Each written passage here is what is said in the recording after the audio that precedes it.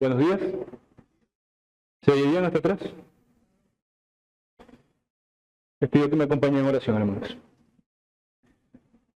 Señor, Padre nuestro que estás en los cielos, te damos gracias porque nos permites estar en este lugar para adorar tu nombre, Señor, mediante las distintas actividades de piedad que practicamos en esta iglesia, mediante la entonación de himnos, la lectura de tu palabra, la escucha de tu palabra y la oración, Señor.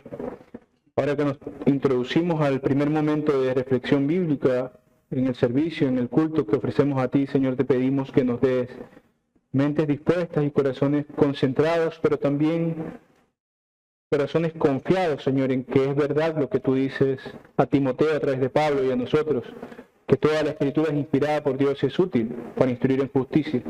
Y sabemos que esta utilidad para instruir no se queda solamente en las cuestiones espirituales, sino que es útil, Señor, para poder discernir en cualquier aspecto de nuestra vida el bien del mal, lo deseable de lo indeseable, Señor.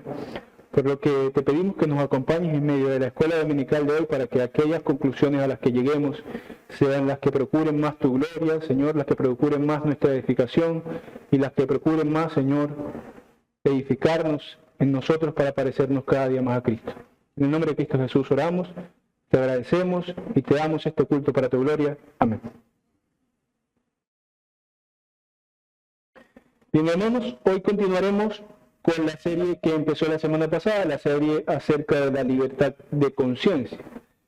En el estudio anterior, el hermano Kelvin abordó la libertad de conciencia desde el aspecto de las celebraciones de festividades en general, y cómo esto concluimos que sí es compatible con la fe cristiana, que hay cierta libertad para que los creyentes puedan participar de las fiestas, por supuesto con algunas advertencias que ya el hermano hizo en aquella clase.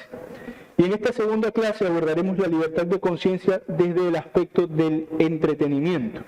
Y en cuanto a esto, nos adentraremos en un aspecto de la libertad de conciencia que es ligeramente diferente a los otros porque, por un lado, está relacionado con un concepto conocido en ética como la adiáfora, como las cuestiones indiferentes, que no son ni buenas ni malas. Porque, bueno, cualquiera sabrá que, por ejemplo, jugar fútbol en sí mismo no podríamos pensar que es bueno o malo. Entonces, en cierto sentido, el entretenimiento por sí mismo parece ser una cosa indiferente.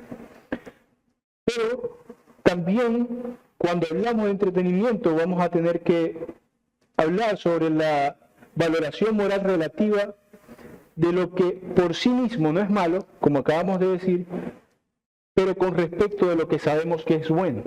Y ahorita más adelante profundizaré en esta idea.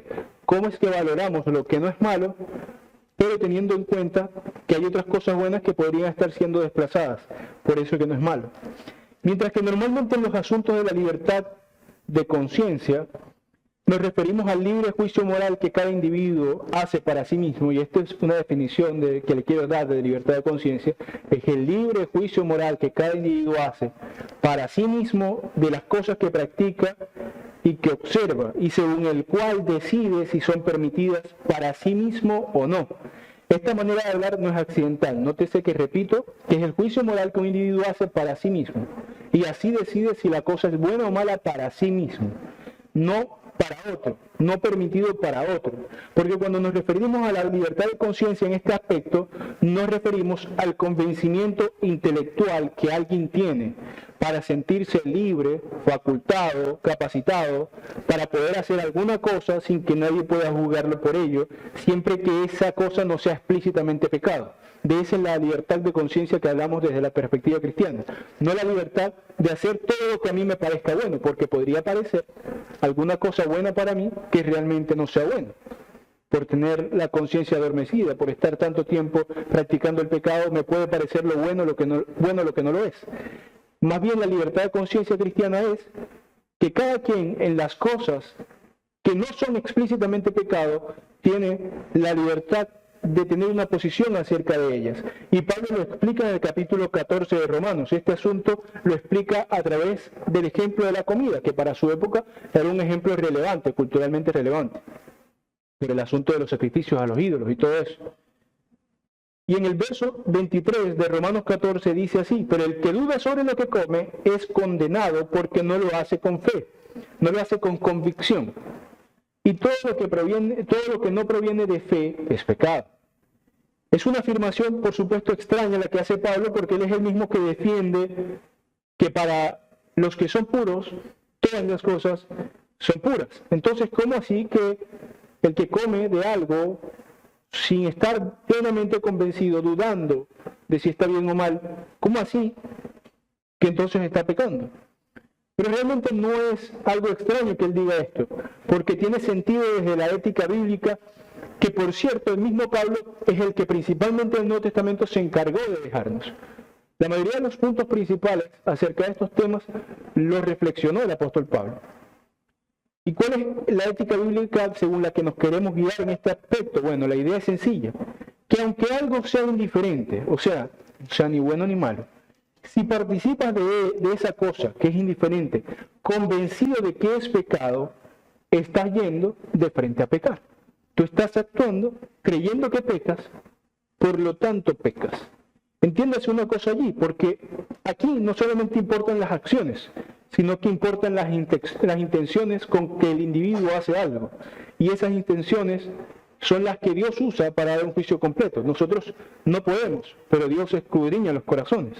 Nosotros no sabemos por qué la gente hace lo que hace, pero Dios sí lo sabe. Recuerdo, por ejemplo, que cuando Dios se presenta con dos varones más en una forma corporal y va a visitar a Abraham antes de Sodoma y Gomorra, él va a visitar a Abraham, come con Abraham y le quiere reafirmar que la promesa que le había hecho hace tantos años atrás la iba a cumplir, que iba a tener hijos. Y por ahí estaba Sara.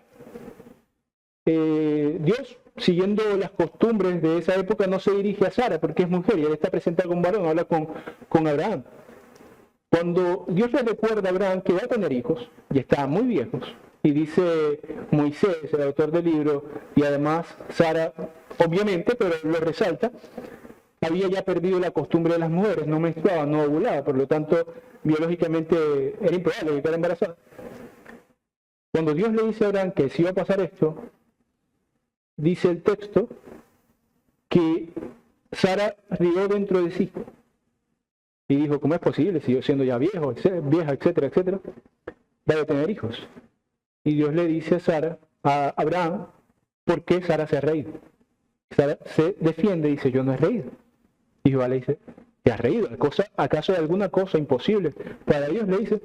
El punto es que, aunque nosotros podamos manifestar externamente comportamientos que ante los ojos de las personas parezcan prudentes, morales y correctos, Dios sí escudriña los corazones. Y en este sentido Pablo dice, el que participa de algo, no importa si la cosa es buena o no, olvídate de eso. Si participas de algo dudando, sin convicción de que eso está bien, entonces tú estás pecando, porque estás haciéndolo a sabiendas de que no tienes la seguridad de que esa cosa es buena. Pero ahora, tampoco debemos pensar que el dicho popular de que las intenciones son lo que cuentan es el verdadero. No solo las intenciones son lo que cuentan. Tú puedes tener buenas intenciones, es decir, estar convencido, como dije al principio, de que algo pecaminoso es bueno. Pero hay que tener algo en cuenta muy importante, que las buenas intenciones no santifican las malas cosas, pero las malas intenciones sí envilecen las buenas cosas. Hay un ejemplo sencillo que vemos en el ejemplo, por ejemplo, en números del fuego extraño que ofrecen los hijos de Aarón a Dios. El ofrecer sacrificios, fuegos, inciensos y estas cosas no solo no estaba mal, sino que era parte de los ritos ordenados por Dios. Entonces la cosa misma no era mala. Las intenciones tampoco eran malas. ¿Qué sí era malo? Que lo que hacían estos hombres no había sido ordenado por Dios.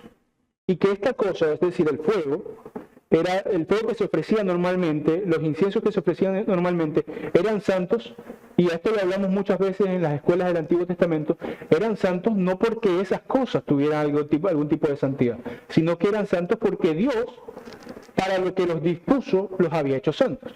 Es decir, si Dios dispuso este objeto va a ser usado para tal cosa en mi templo, entonces ese objeto era santo. No porque el objeto tuviera algo especial más que el hecho que Dios lo dispuso para eso.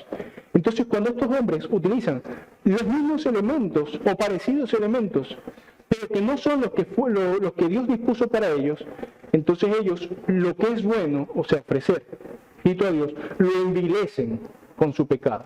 Pasa lo mismo. Si una persona obra sin convencimiento de lo que hace es bueno, dudando, él peca. Pero si una persona obra convencido de que algo es bueno, pero esa cosa es mala, también peca. Porque lo inmundo no santifica a lo santo, sino que lo envilece. Ahora, lo santo, las buenas intenciones en este caso, como las que tenían los hijos de Aarón, no santifican a lo inmundo. Lo único que puede santificar a lo inmundo es Dios. Nada más. Por eso, por ejemplo, lo que antes no podía comerse, ahora se puede comer. Porque Dios ha limpiado los alimentos. Ha abierto la posibilidad de hacerlo. No porque el hombre tuviera la buena intención. Si el hombre en la dispensación mosaica hubiera dicho, comeré cerdo para la gloria de Dios, Dios hubiera recibido esa acción como una cosa que daba gloria a Él. Claro que no. ¿Por qué? Porque la buena intención no santifica lo que es pecaminoso. Pero ahora que Dios ha limpiado todo, que ya es limpio, de por sí yo no voy a limpiarlo, yo solo voy a participar de lo que es limpio. Pero si participo de ello, pensando que es sucio, entonces voy contaminado por mi propio pensamiento. Esa es la idea simple que tiene Pablo y sobre la cual nosotros tenemos que pararnos para saber cuándo hacer algo o no. Si yo no estoy convencido de alguna cosa, entonces me conviene, por mi salud espiritual, no hacerlo. Pero ahora no nos referiremos a ese aspecto moral en particular. Ese es el aspecto en que normalmente hablamos de la libertad de conciencia. No nos referiremos al aspecto moral de las cosas por sí mismas, o de las cosas en relación a la valoración moral que hace el individuo para sí mismo, sino a un tipo específico de libertad, que obviamente está contenido en eso, pero vamos a ir más fino, a hilar más fino, que está explícita más claramente en la afirmación de Pablo, en donde por cierto está hablando del mismo asunto de la comida, pero en otra carta a otras personas, que está en la primera carta de los Corintios, capítulo 10, verso 23, en donde Pablo dice, todo me es lícito, pero no todo conviene. Todo me es lícito, pero no todo edifica. Y esto también lo dijo Pablo en ese contexto de la comida, pero la frase en general nos da una idea amplia, porque esboza una idea adicional que lo que dice en Romanos no da. Esboza la idea adicional a la libertad que para hacer cosas indiferentes. Es decir, luego de que ya yo he determinado que una cosa en sí misma no es pecaminosa y que mi razón me ha llevado a mí a convencerme de que puedo participar de ella, es decir, voy a hacerla, sé que no es mala, además estoy convencido, Pablo añade una cosa más. Está bien, no es malo en sí mismo, todo me es lícito. Y además tampoco es problemático moralmente. Está bien. Yo puedo participar de ello. Pero Pablo dice, no todo es conveniente, no todo es edificante. Entonces, aquí podría introducir Pablo una nueva pregunta. Si la cosa no es mala, ok, estoy convencido de ella, ok.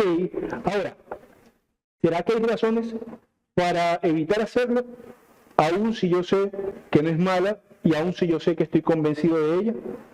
Bueno, hay al menos una razón que el mismo Pablo le da, una de ellas, sobre la cual no vamos a hablar mucho. Ya se ha hablado muchas veces en otras ocasiones. Una razón, por lo menos, para evitar algo que yo sé que es bueno y que yo estoy convencido de que es bueno, es la conciencia. Pablo dice que si comer carne sería ocasión de caer para su hermano, entonces no comería carne jamás, como una forma de exageración de lo que él está diciendo, este principio de prudencia. Sin embargo, supóngase que supero esta barrera de la conciencia, es decir, que yo voy a practicar algo que no voy a afectar a nadie porque nadie me está viendo, aún es conveniente hacer cualquier cosa que sea lícita y que yo esté convencido simplemente porque no perturbe a nadie. Pues esa es la respuesta que nos interesa con el aspecto del entretenimiento. Por lo general, yo podría estar convencido de que la cosa misma no es mala, El de hecho que la cosa misma no sea mala, y además que nadie me está viendo, no hay nadie a quien yo vaya a perturbar, me entretengo en mi soledad, por ejemplo. Ahora, aún así, podría haber alguna razón por la cual yo tenga que retraerme de practicar tal libertad. Indagaremos en el tema de la utilidad de las cosas como criterio de la libertad de conciencia. Yo creo que eso es lo que habla Pablo en no todo me conviene, no todo edifica. Además de lo libre que yo me sienta para hacer algo, yo tengo que reflexionar acerca de la utilidad que tiene lo que hago. Tratar, y sé que es una tarea muy grande y que ninguno cumplirá perfectamente, pero tratar de vivir una vida lo menos vacía posible, lo menos insignificante posible. Es decir, que cada cosa que haga tenga algo de significado, tenga algo de propósito. Puesto que el entretenimiento, como ya hemos dicho, no es malo en sí mismo. Por ejemplo, alguien podría disfrutar mucho de la lectura y edificarse continuamente, ya que le gusta la lectura, en cuestiones relacionadas a la fe, leyendo libros de teología o comentarios bíblicos, etc. Y nadie diría que por entretenerse de esa forma esa persona está haciendo mal, porque es un entretenimiento que lo edifica. Pero ¿qué pasa con las cosas que no edifican en ese sentido estricto? No estoy hablando que te hagan mal, pero hay cosas que te entretienen y no te edifican, como jugar póker o jugar dominó. ¿Qué pasa con esas cosas? Aunque algunos podrían hacer ejercicios mentales para decir cómo jugando dominó construyen el reino de Dios y todo eso, pero en realidad son solo eso. Son ejercicios mentales, son cosas irreales. Son sugestiones, autosugestiones. Pero realmente hay cosas que han sido dispuestas en este mundo, que han aparecido en este mundo, fruto del desarrollo cultural, que no edifican. No estoy diciendo que te hagan mal, no edifican. Jugar dominó, ¿cuál es el resultado inmediato? Divertirse, entretenerse, precisamente de lo que queremos hablar. Entonces, para nuestra reflexión sobre el asunto de la libertad de conciencia y el entretenimiento, usaremos el siguiente esquema de dos partes. Obviamente en las dos partes trataremos bastantes cosas, pero solo tendré dos partes.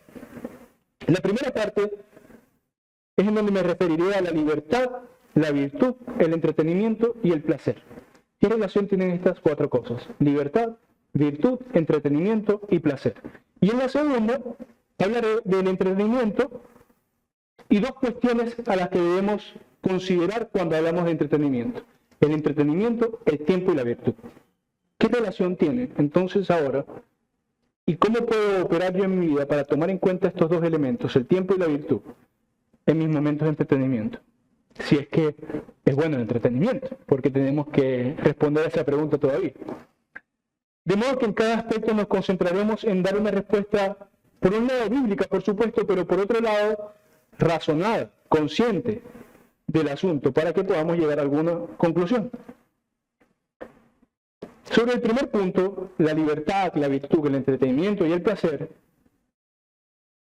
quiero que cimentemos nuestra reflexión posterior sobre lo siguiente, porque finalmente creo que esto que voy a leer es el corazón del carácter cristiano, que es buscar la virtud. Sobre esto que dice Filipenses 4:8. Pablo dice: por lo demás, hermanos, todo lo que es verdadero, todo lo honesto, todo lo justo, todo lo puro, todo lo amable, todo lo que es de buen nombre, si hay virtud alguna, si algo digno de alabanza, en esto pensad. Claro que por supuesto esto suena algo muy elevado para poner en práctica todo el tiempo, pero yo creo que la Biblia nos presenta cosas que, si bien son profundas, al mismo tiempo son sencillas, son fáciles de que podamos asumir cuando escudriñamos en ellas. En esta primera relación es relevante para nuestros juicios. Esta primera relación que hago con el cristiano y la virtud es relevante para nuestros juicios.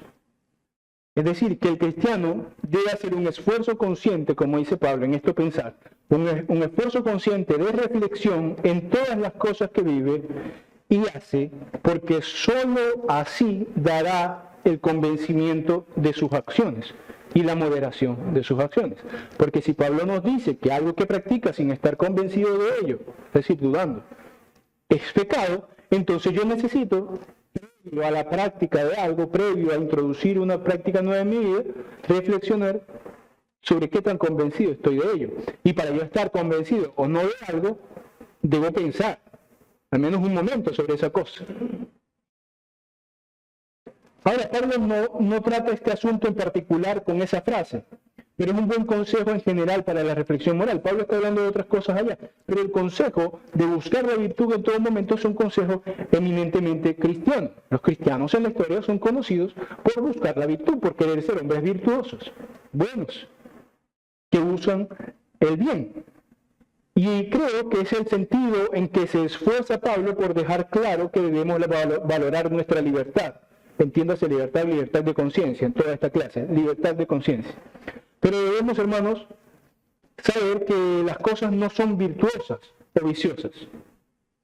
Las cosas en sí mismas, como ya dije con la santidad, una cosa en sí misma no es santa, pero una cosa en sí misma tampoco es mala. Una piedra no es buena ni mala, no es virtuosa ni viciosa, porque las cosas no tienen voluntad ni razón. Para que algo tenga virtud o vicio, que es lo contrario de la virtud, debe tener voluntad de hacer la cosa. Entonces, la virtud no está en las cosas por sí mismas, sino que está en el individuo que hace algo con esas cosas. Y ya mencionamos en la clase acerca de la santificación un breve ejemplo de lo que es la virtud. Pero para recordarles, la virtud, en un sentido general, es la capacidad, el deseo del hombre de obrar de modo que busquemos alcanzar los mejores fines que tengamos disponibles. El hombre virtuoso es aquel en que en toda situación busca alcanzar el mejor fin posible. Busca, y esto como lo mencioné en aquella clase, tenía que ver con la doctrina aristotélica del mal menor, que no tiene nada que ver con buscar el mal, tiene que ver con buscar lo mejor que hay disponible, es decir, con buscar frecuentemente la virtud. Y esta es la idea que yo creo que cualquier cristiano debería tener en mente al valorar su libertad, por lo menos en principio, antes de hablar de cosas específicas. Debemos saber que el hombre virtuoso, es decir, el hombre cristiano, debe buscar siempre lo que en sus manos esté para alcanzar los mejores fines. Ahora, por lo tanto, la libertad de conciencia debe consistir, con respecto de la virtud, en lo siguiente: que pudiendo hacer distintas cosas sin poder ser juzgado, porque yo estoy convencido y porque yo sé que no son malas, aunque no pueda ser juzgado por nadie, en tanto estas cosas no estén prohibidas, por supuesto, aún pudiendo hacer todo, es decir, aún sabiendo que todo me es lícito, busquemos obrar según lo cual entendamos en cada momento que se halle el mejor fin de todas las cosas. En ese sentido, Pablo dice, todo me es lícito, pero no todo me conviene. Era muy difícil para Pablo corregir a los corintios haciendo alguna lista de cosas permitidas y prohibidas. Era más fácil para Pablo dejarle claro a los corintios que hay que hacer una reflexión continua en cada una de las cosas que hacemos. Porque luego de que yo sé que algo es permitido, debo entonces reflexionar acerca del provecho de esa cosa, para ver si aún así lo hago. Siendo esto así, vale la pena preguntarse. Y nos introducimos al segundo aspecto, ya no de la libertad de conciencia, sino a otro de los temas que iba a tocar en este primer título, el placer. ¿Hay virtud en el placer? Porque si debemos buscar la virtud, cuando hablamos del placer, debemos preguntarnos si hay virtud en el placer. Cuando hablamos de entretenimiento, obviamente hablamos de placer, de disfrutar, de gozar, de divertirse. Es decir, de tener algún tipo de retribución emocional de lo que estoy haciendo, placentera.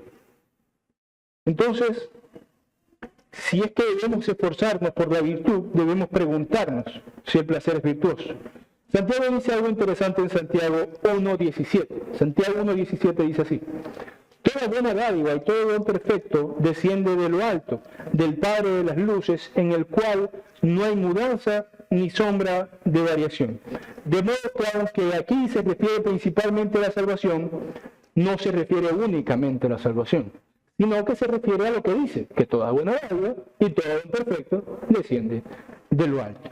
Y esta perspectiva de las cosas que plantea Santiago nos puede servir para el asunto del placer.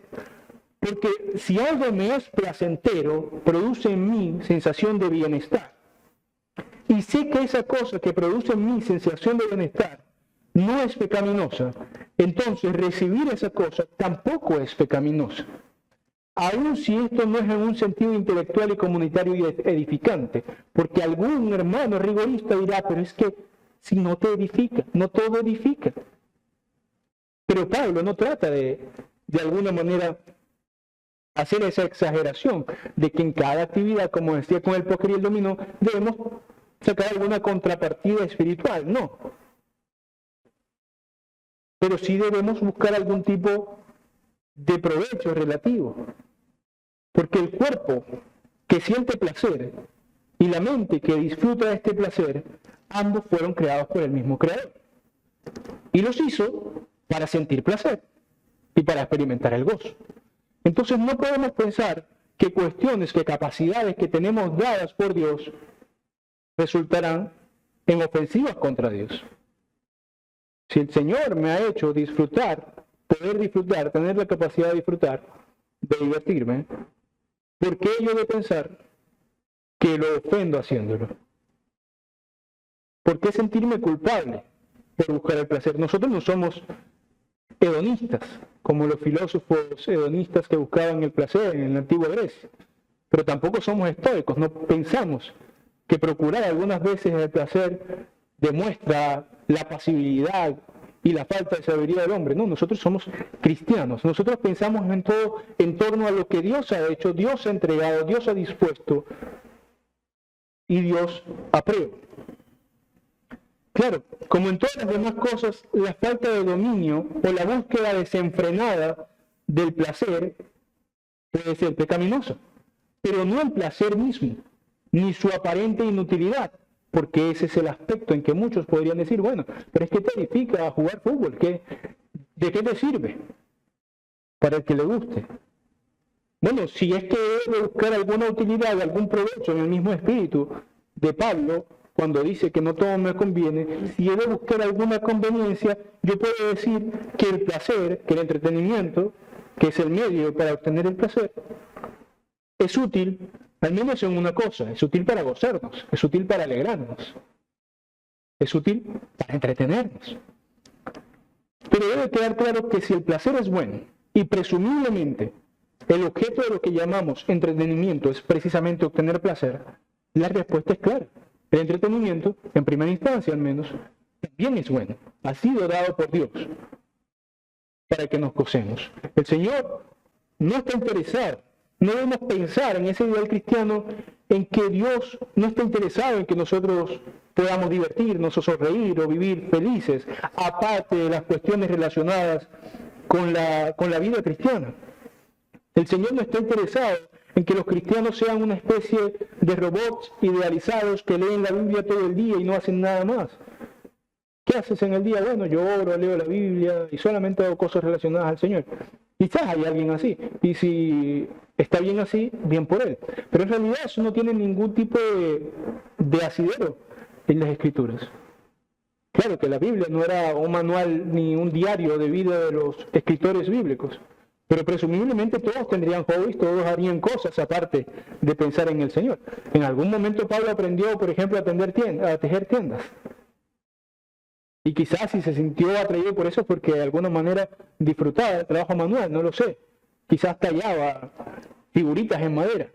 No importa lo que hiciera. El punto es que la Biblia en ningún momento nos induce a pensar que el deseo de Dios para el creyente es que sea un hombre rígido, sin sonrisa y sin entretenimiento. La idea más bien es que en todo lo que hagamos consideremos a Dios como el dador de las cosas buenas que tenemos, porque todo lo bueno, como dice Santiago, viene de Él, de alguna manera. Y es tan solo nuestro uso de las cosas buenas, ya sea entretenimiento, ya sea comida, o lo que sea, lo que podría convertirlas en un mal para nosotros. Para nosotros. Si alguien, por ejemplo, le dijera a David que el gozo de los placeres de la vida terrenal es malo porque buscas la satisfacción propia, si alguien le dijera a David eso, quizás él respondería, hablaré por él, pero citando sus palabras. En el Salmo 104, 14 al 15, así. Él hace producir el heno para las bestias y la hierba para el servicio del hombre, sacando el pan de la tierra. Y el vino que alegra el corazón del hombre, el aceite que hace brillar el rostro y el pan que sustenta la vida del hombre. Y no es que David haga algún tipo de defensa a la borrachera en este momento. El razonamiento que hace aquí el salmista, entre muchas otras cosas de carácter similar que dice en ese salmo, es simple. Las cosas que nos producen gozo, ánimo, placer, las cosas que nos ayudan a festejar o simplemente a degustar, como el vino, son dadas por Dios para nosotros. El aceite que nos da brillo al rostro, que podrían decir, qué vanidoso, David, que quieres ver tu rostro brillante. El aceite que nos da brillo al rostro también es dado por Dios para dar brillo al rostro, para el cuidado personal, que si bien no es necesario en un sentido filosófico, es decir, no es algo que te hará falta para vivir, necesariamente es algo que te ha sido dado y utilizarlo no podría verse como algún tipo de pecado contra Dios de vanidad. Yo creo que, salvo algunas personas muy exageradas, nadie piensa que es vanidad pecaminosa plancharse el cabello para las mujeres, o pintarse las cejas, o bueno, cualquier actividad muy común de acicalamiento tanto entre hombres y mujeres, echarse gel para el cabello en el caso de los hombres. Nadie piensa eso, pero realmente son cosas necesarias, tú tienes que hacerlo. ¿En qué te edifica?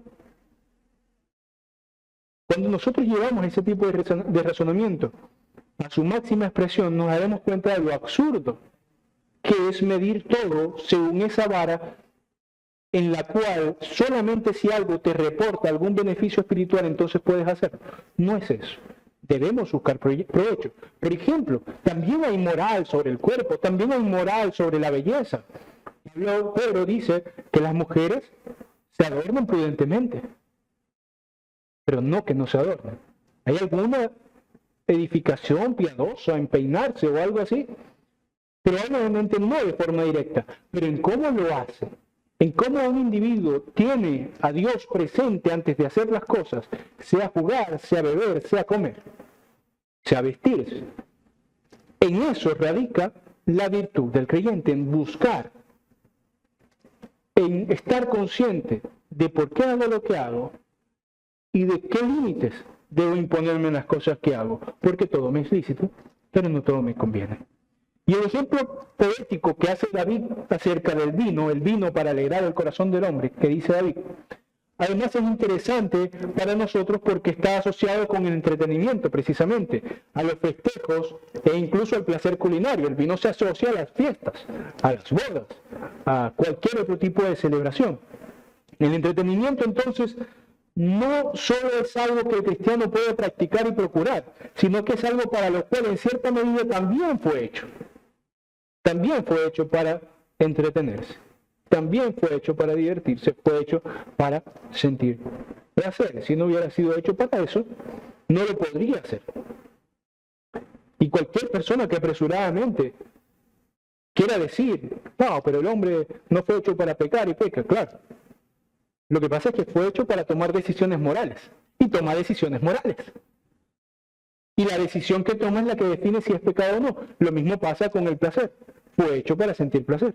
Ahora, el tipo de placer que lleva, que recibe, el contenido de donde lo extrae, es el importante, sobre el cual hablaremos un momento después.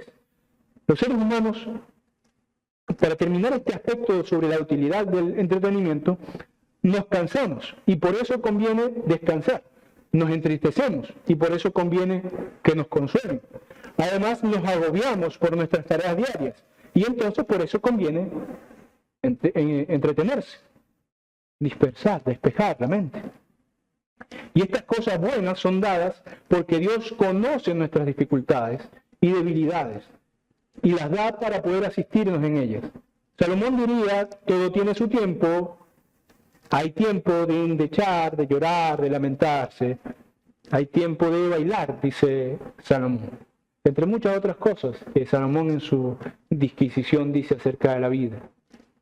Hay tiempo de bailar, hay tiempo de gozar, hay tiempo de divertirse, hay tiempo de reír. Jesús también diría por allí que riamos con los que ríen y lloremos con los que lloran.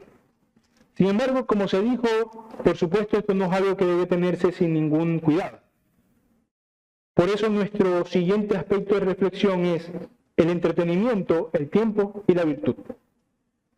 Habiendo ya justificado la libertad que los cristianos tenemos para entretenernos y sabiendo que de hecho es algo bueno, es algo que ha sido dado por Dios, es necesario que reflexionemos sobre las consideraciones sobre el entretenimiento, de modo que eso que es bueno no termine haciéndonos mal.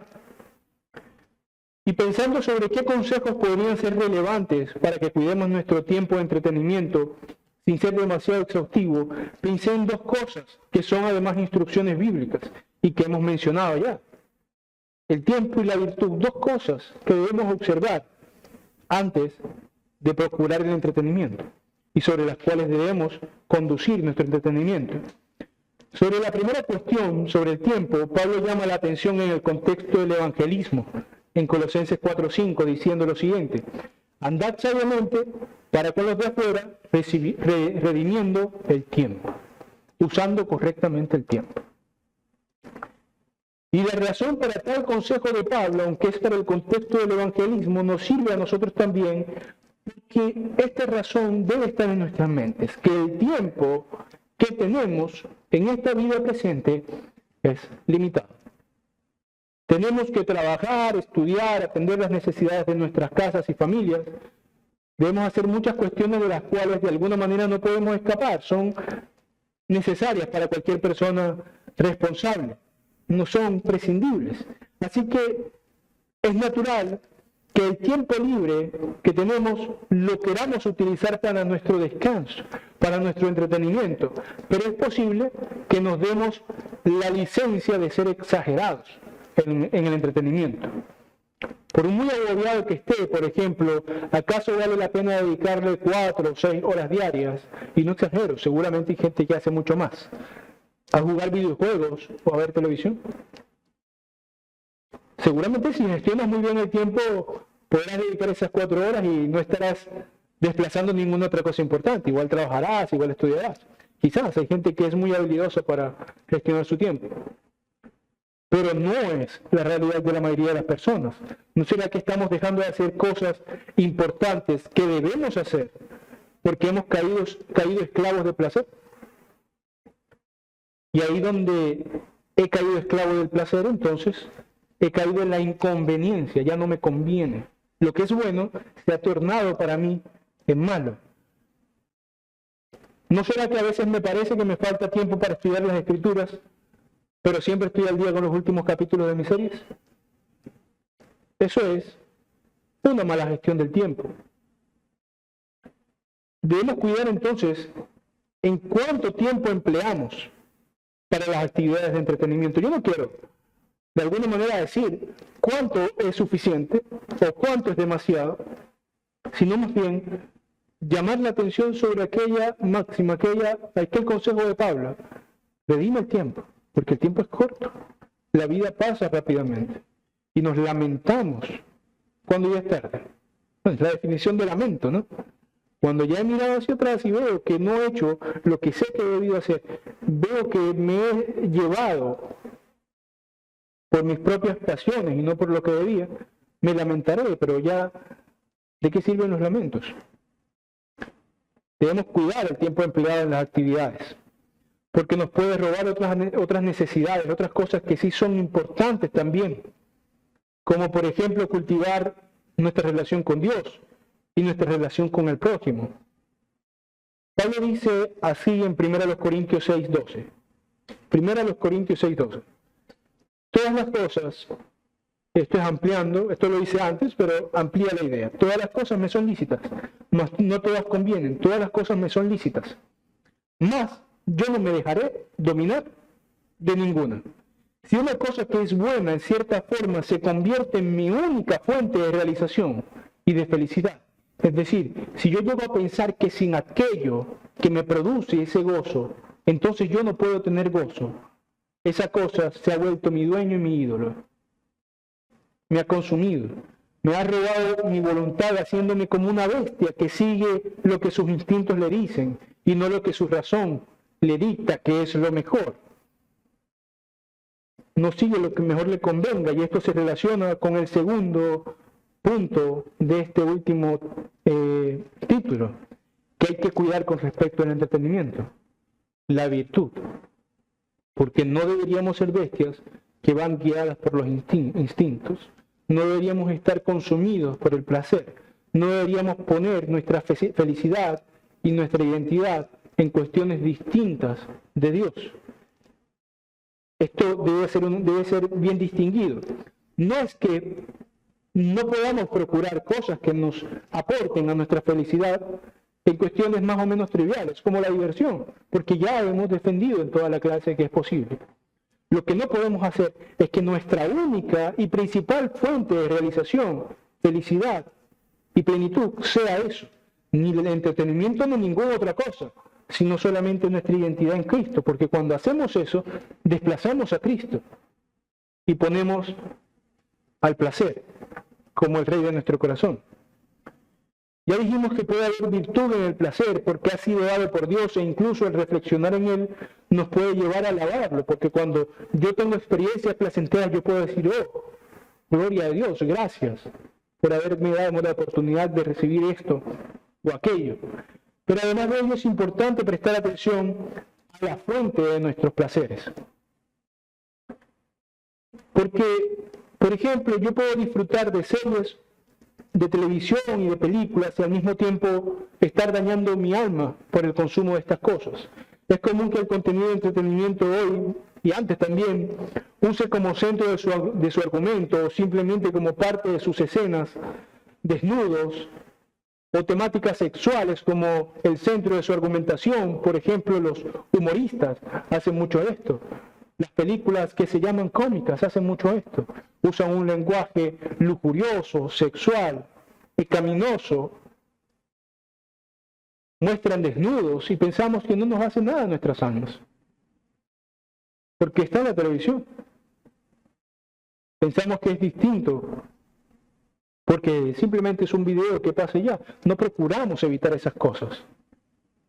No procuramos evitar esos entornos donde explotan la lujuria y cualquier otra crudeza, por ejemplo, para hacer reír. Y estas prácticas no son virtuosas. Y además nos corrompen, porque normalizan en nuestras mentes, por la exposición una y otra vez, normalizan en nuestras mentes lo que es pecado. Y lo que antes me sonrojaba, cuando veía algo en la televisión, ya no me importa. No siento ya que sea demasiado. Me parece que exageran los que dicen que está mal. Claro, exponerme continuamente al pecado sin tomar medidas contra él me hará sentirme cómodo en el pecado. Nos insensibiliza ante lo pecaminoso.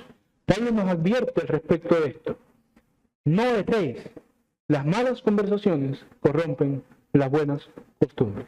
De nuevo, hablando de otra cosa, pero como consejo práctico y general para la vida. No erren pensando que son demasiado fuertes como para ser afectados por lo mal que meten a su mente. Las malas conversaciones, los malos videos, los malos chistes corrompen las buenas costumbres.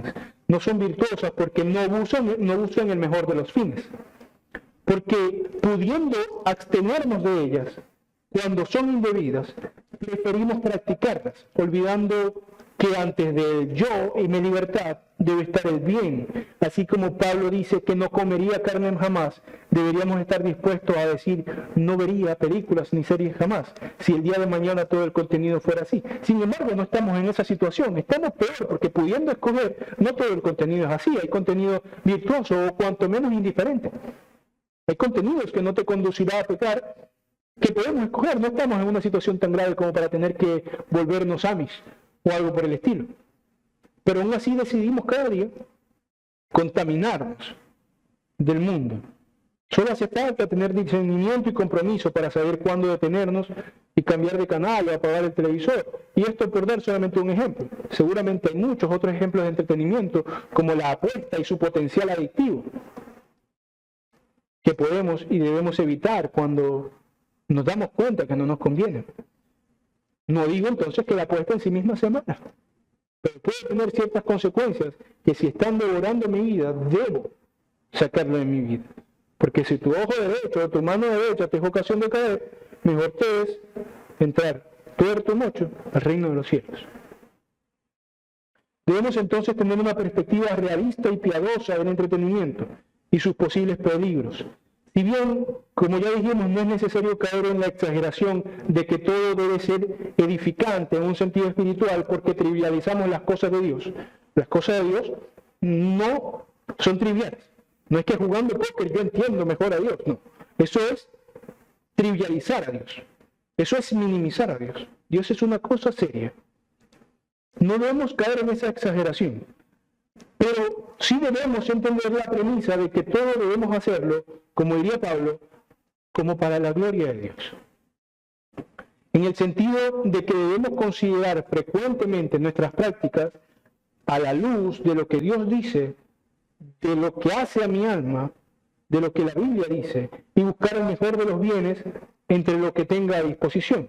Porque finalmente el cómo empleamos nuestro tiempo de entretenimiento no solo nos compete a nosotros mismos, sino que es la mayordomía del tiempo que le debemos a Dios, y Dios nos juzgará también por ellos. No debemos conformarnos a este siglo, como diría Pablo, por miedo a parecer arcaicos o demasiado severos o rígidos. Tampoco debemos rechazar el bien del placer y el entretenimiento, porque ambas cosas son excesos. Más bien debemos discernir cuándo nos daña, cuándo daña a otros y, por supuesto, cuándo es provechoso y cuándo es digno. En todas las cosas, hermanos, el cristiano tiene el mayor reto de todos. Y no estoy diciendo que de esto dependa mi condición con Dios, porque sabemos que Cristo ha pagado incluso por mis defectos, por mis dificultades para superar mi pecado continuo. Él ha pagado por eso. Pero sí tiene que ver con cuánto crezco y me perfecciono y me edifico y me parezco a Cristo en mi vida cristiana. Debemos, por supuesto, también reflexionar cuándo es digno y provechoso, porque cuando es digno y provechoso, alabo a Dios. No porque me edifique espiritualmente, sino porque he considerado, antes de sacar provecho de algo, he considerado qué pensará Dios de esto. He vivido como un cristiano. He buscado que si hay algo digno, si hay algo virtuoso, pensar en eso. Porque Cristo finalmente debe ser el único Rey de nuestro corazón. La única fuente incambiable, invariable de nuestra felicidad, plenitud y placer. Y todas las demás cosas son buenas, son dadas por Él, pueden ser provechosas, pero son secundarias, son prescindibles. Y si fuera necesario, tendríamos que salir de ellas, si eso nos hace daño con respecto de Cristo. Oremos, hermanos, si hay preguntas o aportes después de la oración.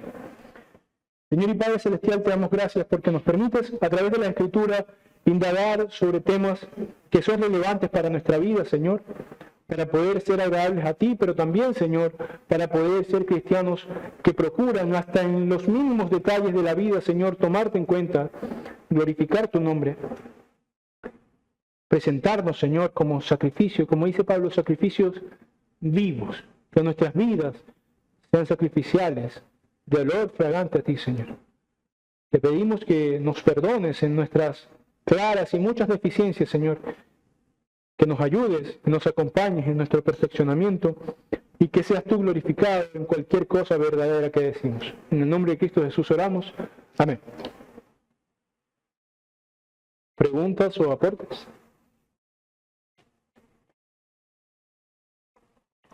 Muy buenos días, amada iglesia. Primeramente agradecerte, hermano, por la escuela que el Señor nos ha brindado a través de ti. Y este temita es bastante complicado, bastante espinoso, precisamente por nuestra naturaleza. Nosotros tendemos a ser muchas veces legalistas, muchas veces libertinos sin ni siquiera darnos cuenta. Y es interesante el tema, ya que hay deportes que son deportes, pero que por nuestro contexto lo podemos ver como algo malo. Y pongo el ejemplo que tú decías del póker y del dominó, incluso del billar. Y creeríamos muchas veces que es imposible que un cristiano pueda jugar eso porque estaría pecando contra el Señor. Y ahorita que exponías tú sobre el dominó, recordaba un día que estábamos en un retiro, en una finca, y nosotros llegamos al salón donde estábamos ya haciendo escuela de predicador, y habían 2 mesas de billar, estaban cubiertas. Una vez terminó todo el evento ya del retiro, el pastor ha preguntado a la iglesia: ¿hay algo malo en jugar billar? ¿Alguien aquí cree que es pecado jugar billar? Todo el mundo dijo: no, depende de cómo sea. El mismo pastor que dio la mesa de billar la destapó y dijo: ¿quién va a jugar conmigo? Muchos hermanos pusieron su cara de sorpresa porque es pecado jugar billar. Él decía: no, el pecado no está en jugar billar. El pecado está en cómo lo hago y dónde lo hago. Porque si aquí un hermano tiene problemas de conciencia y cree que es pecado jugar billar, lo mejor que yo puedo hacer es volver a cubrir esta mesa y no jugar. Pero si no hay problema de conciencia con respecto a eso, no le veo lo malo. Ahora, estaría también algo en que yo salga de mi casa y entre a un billar, a jugar en el billar, no tanto por entrar en el billar, sino por lo que pueden pensar los hermanos que me vean. Recuerdo varias veces, aquí puse un ejemplo de la vez que dijeron que yo había entrado en billar, que me había emborrachado, que había salido amanecido y todo, solamente porque por mi problema de diabetes estaba en una calle en donde lo único que había era un billar que tenía daño, y al tener el azúcar alto necesitaba ir al baño y entré al billar. Un hermano que me vio fue donde el pastor de esa iglesia y le dijo que yo había estado en el billar, que estaba jugando, y así se fue el cuento creciendo, y solamente entré a orinar. Entonces, no es tanto en el entrar en el billar o algo, sino en lo que puede haber en esos hermanos, como llama el apóstol Pablo, débiles en la fe, que no entienden muy bien las cosas. Pero son deportes, igual como para aquellos que no nos gusta así como que ser futbolistas o jugar fútbol, podríamos decir: no, es que el fútbol es pecado, porque en el fútbol hay un momento en que tú pateas a alguien, podríamos buscar miles de excusas solamente por nuestro legalismo natural, porque es un legalismo natural, muchas veces sin darnos cuenta lo hacemos. Como también podríamos llegar al libertinaje y decir: no, es que no está malo que yo una vez en el año me pegue una borrachera. Eso no es nada de malo que yo en el año una vez me emborrache. Y cositas así por el estilo.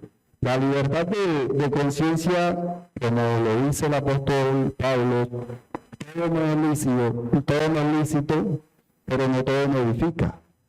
Todo no es lícito, pero no me dejaré dominar de todo. Entonces, el cuidado está en hacer las cosas para la gloria del Señor, teniendo claro que todo tiene un límite, que no podemos pasar por encima de las leyes del Señor.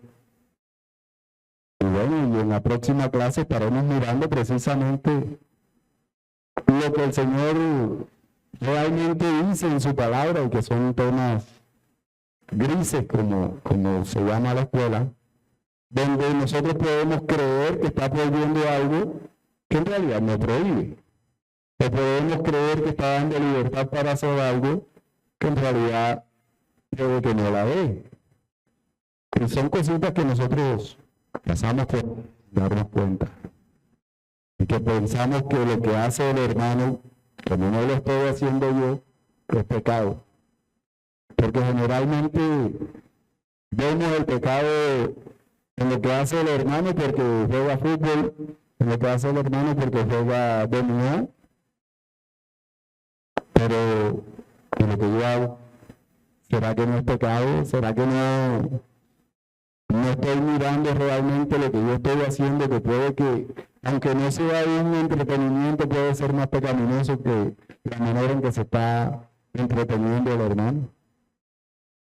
Entonces ese era el aporte que quería hacer mi hermano. No sé si alguien más.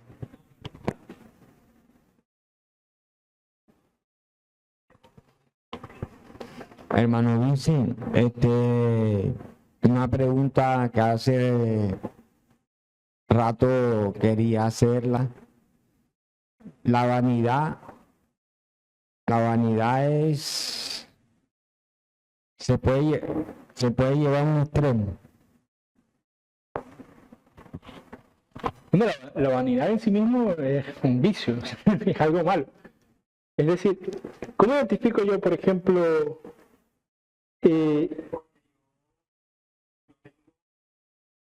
yo tengo una inquietud que en el sentido, perdone la expresión, que no sé explicarme, pero de todo modo lo voy a decir para que me puedas entender. La vanidad en el sentido,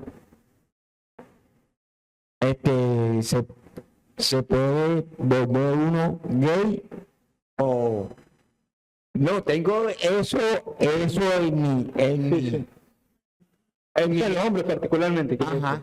Ya. Entonces, en el sentido, en el espejo o algo, entonces tengo esa inquietud. Sí. Tengo esa inquietud de mi infancia, entonces quisiera que usted me aclarara eso aquí en la iglesia. Bueno, te voy a responder como alguien de temperamento tradicionalista. Lo que pasa es que lamentablemente los tiempos avanzan y se llevan por delante cualquier vestigio de tradición y de concepto de hombría. El problema es que como los roles de género, o sea, el ser mujer y el ser hombre, el ser masculino y el ser femenino, son cuestiones que en cierta medida son naturales. Es decir, hay cuestiones de la masculinidad que no se dan por la cultura, se dan porque así son de naturaleza. Por ejemplo, la protección de los débiles es un rasgo eminentemente masculino. La provisión es un rasgo eminentemente masculino. El cuidado de los infantes es un rasgo eminentemente femenino. Entonces, digamos que hay cuestiones que practican las mujeres y los hombres que van más o menos relacionadas a su naturaleza. Y aunque a algunos pues no les gusta eso, pero es así. Lo que pasa es que hay otras cosas que no están directamente relacionadas a la naturaleza, sino a la cultura. Es decir, que los hombres particularmente vistan con camisas rectas en lugar de con forma de cadera, no parece algo que esté relacionado a la naturaleza, sino a la cultura.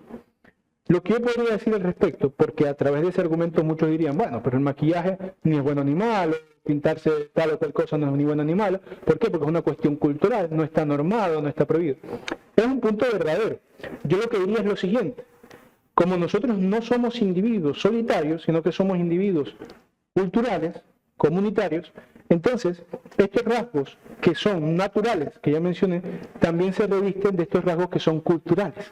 Y yo sé que en tal o cual cultura hay cuestiones, para no ir por preferencias mías, pero en tal o cual cultura hay cuestiones eminentemente asociadas a lo femenino. Por ejemplo, usar falda es eminentemente asociado a lo femenino. Por lo tanto, Si una persona, un hombre, empieza a hacer esas cosas, aunque no haya ninguna normativa al respecto, ni yo piense que se ha vuelto homosexual por eso, porque puede que no lo sea, puede que simplemente sea un provocador, alguien que le gusta molestar, como pasa muchas veces, está incurriendo en algo que culturalmente sabemos que es femenino. Por lo tanto, se está feminizando. Y el comportamiento feminizado, al menos en la medida de lo posible, debemos evitar. Porque suponte que no te causa nada, ningún mal a ti. Estoy seguro que sí causará mal a otros. Lo estamos viendo en esta sociedad, por cierto. Estamos viendo cómo causa mal en niños y en adolescentes, etc. Entonces yo diría que si bien yo no puedo decirle a una persona te tienes que vestir así o así, basándome en la Biblia, porque la Biblia no lo dice, yo lo que sí puedo decir es que, dado que el Señor nos ha hecho seres comunitarios y en nuestras culturas han sido bien delineadas ciertas cuestiones, incluso de la vestimenta asociada a las mujeres y a los hombres, te conviene, hombre, vestirte como hombre, te conviene, mujer, vestirte como mujer. Por eso, por ejemplo, sabemos que la mujer no debería vestirse de cierta manera impúdica. Es más común, por ejemplo, que el hombre, los albañiles por ahí se quiten la camisa para trabajar. Pero si ha de haber lamentablemente alguna mujer que ha tenido que trabajar de albañil, no parece bastante razonable que lo haga, ¿verdad? Bueno, es una cuestión cultural, porque alguien podría decir, bueno, pero que la tribu de no sé cuál o no sé qué lugar es así. Ok, podrá ser así, pero la cultura no debe absorbernos si nos va a llevar a, de alguna manera, subvertir, confundir. El cristiano no debe confundir. El cristiano no debe provocar duda. El cristiano debe ser íntegro. Y la integridad, aparte de la integridad, es la claridad. El que cuando yo llegue a un lugar, identifiquen qué soy, cómo soy. Si yo llego a un lugar y la gente se pregunta, ¿será que es gay? Por decir algo. Yo no quiero decir que ese individuo en particular esté pecando. Lo que quiero decir es que está siendo imprudente, al menos. Está siendo imprudente porque no está tomando en cuenta el efecto que sus acciones tienen en los otros. Es un tema complicadísimo porque está lleno de cuestiones culturales, pero yo creo que si es que alguien se siente reprimido porque yo digo que debería vestirse con lo que culturalmente se entiende como un varón, yo podría aconsejarle lo siguiente. ¿Qué prefieres? ¿Sentirte reprimido sabiendo que procurarás el bien de otro o sentirte libre sabiendo que procurarás el mal de otros? Lo digo para un cristiano. Del mundo, bueno, del mundo primero que se arregle con Dios, pero después cualquier otra cosa. Pero para el cristiano, ¿qué prefieres? Diría yo que el cristiano que ama al Señor buscará hacer el bien para los otros también. Y en eso incluye su vestimenta, su lenguaje y muchas otras cosas.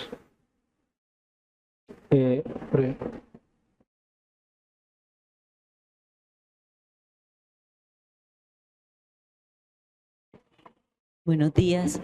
Debemos tener en cuenta algo. Muchas veces la libertad cristiana se ve, por decirlo así, capcionada por la mala interpretación de la Escritura. Les quiero colocar un ejemplo para darme a entender. Antes me congregaba en otra iglesia, ¿verdad? En donde el ponerse un pantalón era pecado, ¿verdad? Pero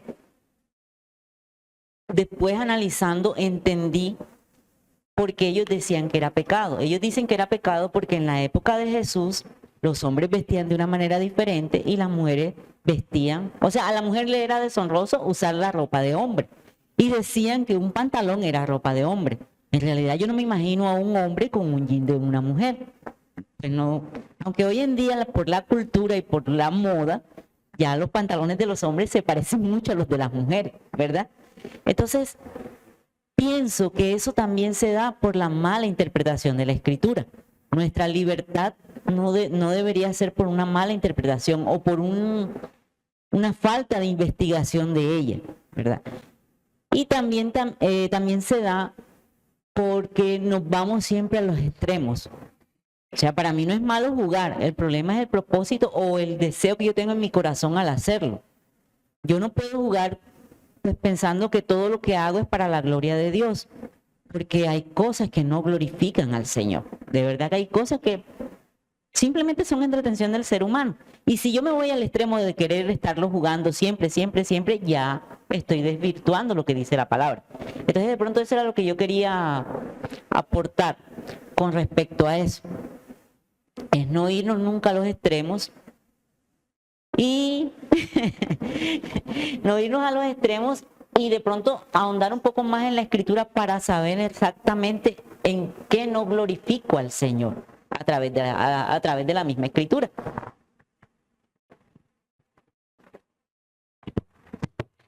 ¿Se escucha bien? Sí.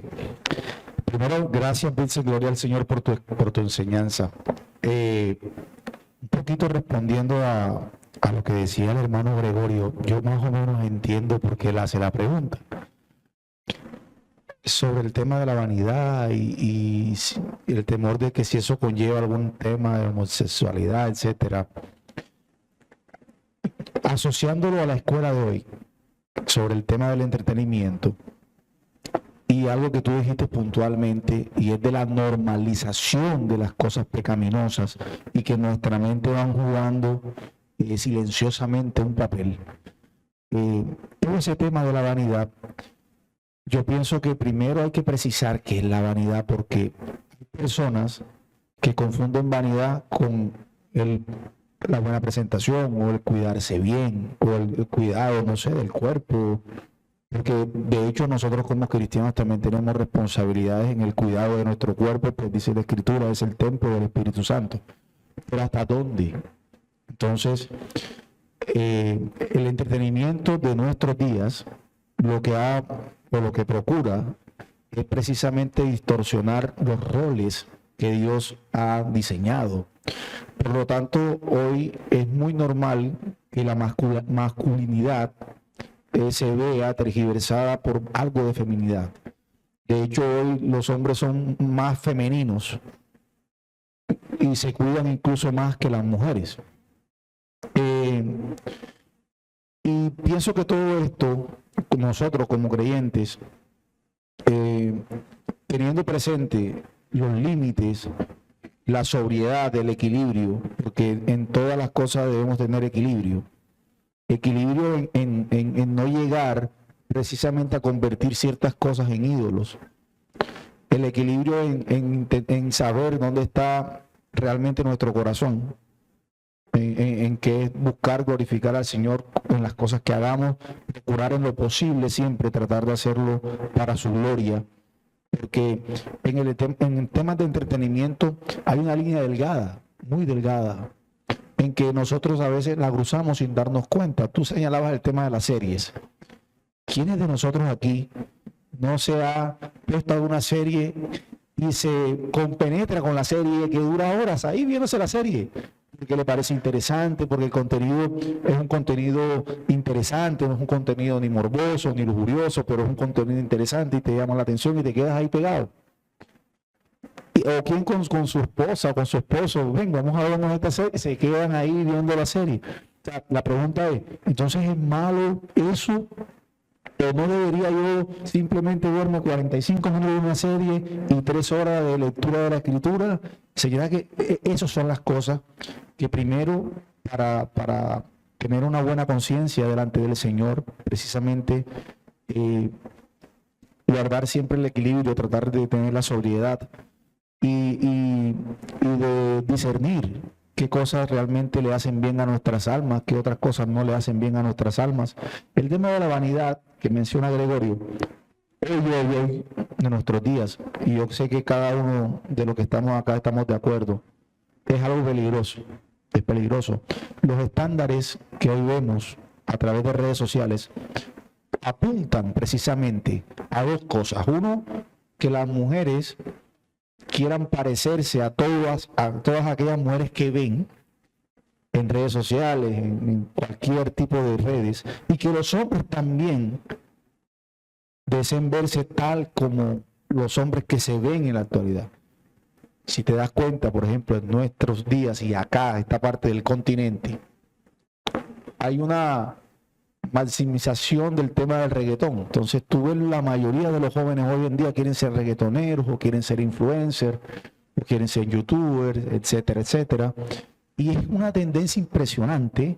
De hecho, con un familiar lo estamos viviendo, no quiere estudiar, simplemente quiere ser influencer o quiere ser youtuber. Y en nuestros días, estos son retos que nosotros como creyentes tenemos en el contexto familiar, en el contexto de nuestra sociedad, porque cada día se van levantando más niños pensando de que el estudio no sirve para nada, de que hay otras oportunidades mucho más rápidas de obtener dinero, y ya no tanto por los temas ilegales. Ahora viene el tema de las redes sociales de influencer, y que obviamente los tienta que, hombre, yo puedo tener esto en mucho menos tiempo, sin tener que esforzarme tanto. ¿Para qué una carrera? ¿Para qué estudiar Derecho? ¿Para qué estudiar Medicina? ¿Para qué estudiar lo que sea? Si mi amigo no estudió nada de eso y bien mejor que todos, etcétera. Pero todo esto, el tema del entretenimiento, que cada día más, o sea, cada día se fortalece más, porque es impresionante el contenido masivo, que no es malo en sí, ya tú lo mencionaste, porque también así como nos entretenemos con cosas a veces mundanas, hay muchas cosas que son para la gloria del Señor y que también se usan medios. Y que lamentablemente, pues, incluso nosotros como iglesia deberíamos fortalecer más en eso. Pero el tema de la vanidad, volviéndolo de Gregorio, sí hay que tener mucho cuidado. Sobre todo, cada persona debe entender los límites, hasta dónde realmente estoy siendo vanidoso. Nosotros los hombres, por ejemplo, hasta dónde estoy siendo vanidoso, o hasta dónde realmente estoy tratando de procurar un cuidado hacia mi cuerpo, hacia mi salud. ¿Cuál es el límite? ¿Cuál es esa línea? Cada uno debe conocerla personalmente, hasta dónde yo puedo hacer esto, o realmente esto para mí se me está convirtiendo en un problema, porque miércoles ya duras media hora peinándote. ¿Qué pasa? Algo está raro ahí, etcétera. Pero era mi aporte.